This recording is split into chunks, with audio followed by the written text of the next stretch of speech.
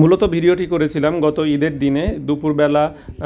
সব খাওয়া দাওয়া করে আমরা মনোরম পরিবেশে, মেঘলা আকাশ ছিল, আমরা আমবাগান দেখতে বের হয়েছিলাম। আসসালামু সবাইকে, চাঁপাইনবাবগঞ্জের আমবাগান থেকে ঈদের দিনে ঈদ মোবারক। মূলত গ্রামে আসছিলাম, সবার সাথে একটু দেখা সাক্ষাৎ করবো, এর মাঝে চিন্তা করলাম একটু এই ফাঁকে বাগান থেকে ঘুরে আসি, আমগুলোর কী অবস্থা এটা একটু দেখে আসি।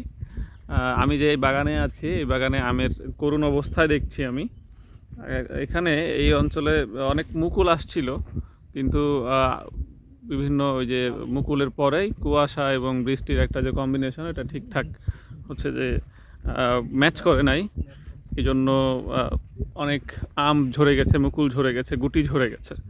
তো এখানে এটা বলে যে ডাটা শাক, যেটা বলে আমরা আঞ্চলিক ভাষায় বলি দাড়ি। হ্যাঁ, এটা হচ্ছে যে বড় করে ডাটাটা খায় আর কি, শাকও খায়। এখানে এর মাঝে আম বাগান। তো এইখানে আমি গাছগুলা দেখাই। এই যে এই গাছটাতে অনেকগুলো আম আছে, যদিও এটাকে অনেকগুলো এই অবস্থায় গাছের আম বোঝা যায় না সেভাবে, তারপরেও এখানে দেখা যাচ্ছে অনেকগুলো। এখানে নতুন করে হচ্ছে যে অনেকগুলা গাছ লাগানো হচ্ছে, বাড়ি ফোর, ব্যানানা ম্যাঙ্গো সহ নতুন যে জাতগুলো আসছে, এখন সবাই নতুন এই গাছের প্রতি ঝুঁকছে। আম উৎপাদনের, ব্যবসায়িকভাবে আম উৎপাদনের একটা পরিকল্পনা করে। এই গাছে অনেকগুলো আম রয়েছে, এবং কিছু কিছু গাছে অনেক আম আসা সত্ত্বেও, সেগুলো মুকুল আসা সত্ত্বেও, এই যে দেখছেন কতগুলা আম। পরিচর্যার অভাব, যে দাগ পড়ে গেছে, পরিচর্যার অভাব। ও আচ্ছা। এখানে তার নিচেই দেখছেন আমাদের অঞ্চলে এই আমাদের আখ, যেটা আমাদের অঞ্চলে কুশর বলি আমরা, প্রচুর পরিমাণে হয়। তো এই মাঠের মধ্যেই আম বাগান। আমরা একটু মাঠের সাইডে চলে আসছি।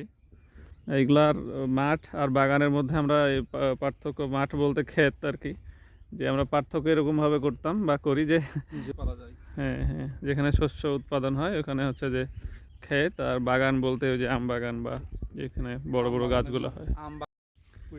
এই গাছটাতেই দেখাই, যেটাতে হচ্ছে যে অনেকগুলো মুকুল আসছিল, সেটা বোঝাই যাচ্ছে। দেখেন ছোট্ট একটা গাছ, সেখানে অনেকগুলো, এগুলো যেহেতু ব্যবসায়িক উদ্দেশ্যে আম চাষ করা হচ্ছে, তো প্রচুর পরিমাণে সেভাবে যত্ন নেওয়া হয়েছিল, হয়তো মুকুলও আসছিল সেভাবে, কিন্তু প্রাকৃতিক একটা দুর্যোগ বলা চলে, যার ফলে হচ্ছে যে মুকুলগুলো টিকে নাই, গুটি টিকে নাই, নষ্ট হয়ে গেছে। তাতে হয়তো চাষের সমস্যা নেই বা আমাদের সমস্যা নেই এগুলো, কারণ সামনের বছর গাছটা এখন হচ্ছে যে ভালো মতো ইয়া হবে।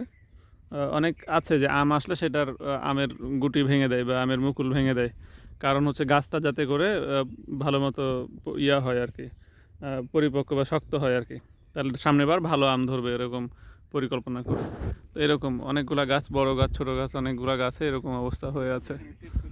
হ্যাঁ।